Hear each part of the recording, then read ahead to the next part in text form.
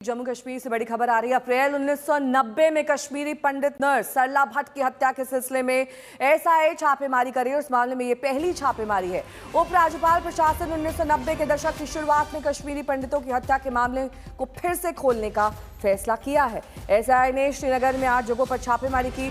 श्रीनगर के मैसूमा इलाके में जेकेएलएफ के पूर्व प्रमुख यासिन मलिक के आवास पर भी छापेमारी की गई है। जिन जगहों पर छापेमारी की गई उनमें से ज्यादातर जम्मू कश्मीर लिबरेशन फ्रंट के पूर्व कमांडर्स के घर हैं।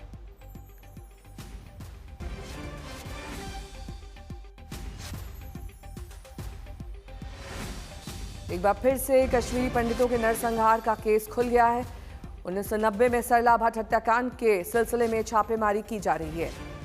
सुबह से ही कार्रवाई जारी है, जिसमें यासिन मलिक के ठिकाने पर भी छापेमारी की गई है। मीर फरीद मेरे सहयोगी जुड़ गए हैं। क्या डिटेल्स हैं मीर फरीद?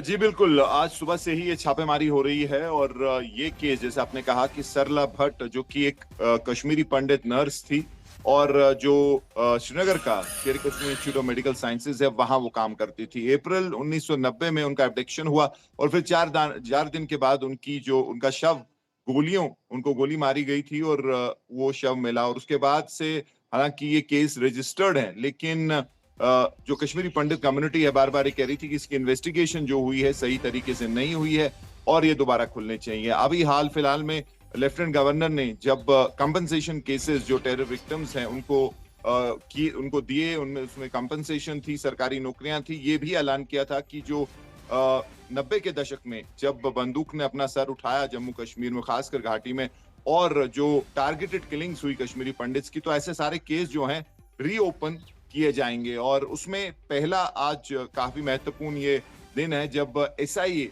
को हवाले किया गया है केस सरला भट्ट का, और उस सिलसिले में तकरीबन 8 लोकेशंस पे कश्मीर और खासकर श्रीनगर में रेड्स हुए हैं। और सबसे इसमें महत्वपूर्ण है कि यासिन मलिक जेकेएलएफ के जो एक्स चीफ हैं और अभी तिहाड़ जेल में हैं, उनके घर जो मायसूमा में रहते हैं वो वहां भी रेड हुआ है। उसके अलावा बाकी जो जम्मू कश्मीर लिबरेशन फ्रंट के एक्स कमांडर्स थे, जिसमें अब्दुल हमीद शेख, नूर मोहम्मद, एलियस एयर मार्शल और उसके अलावा और भी तकरीबन 5 ऐसे लोग हैं जिनके घरों पे रेड हुआ है आज सुबह सवेरे। तो काफी इंपॉर्टेंट है, एक मैसेज है सरकार की तरफ से, लेफ्टिनेंट गवर्नर की एडमिनिस्ट्रेशन की तरफ से कि ये जो है काफी गंभीरता से अब वो लेंगे और जिनको इंसाफ नहीं मिला है और बार बार वो कह रहे हैं कि जो केसेस थे ये सही तरीके से इनकी छानबीन नहीं हुई थी, तो ये सब खोले जाएंगे। हालांकि 35 साल का समय हो चुका है, बीत चुका है, लेकिन जिसको आप कहेंगे क्लोजर इसमें अभी नहीं मिला था कश्मीरी पंडित फैमिलीज को, और शायद वही एक कोशिश है कि उनको ऐसा ना लगे कि जो है सरकार इस पे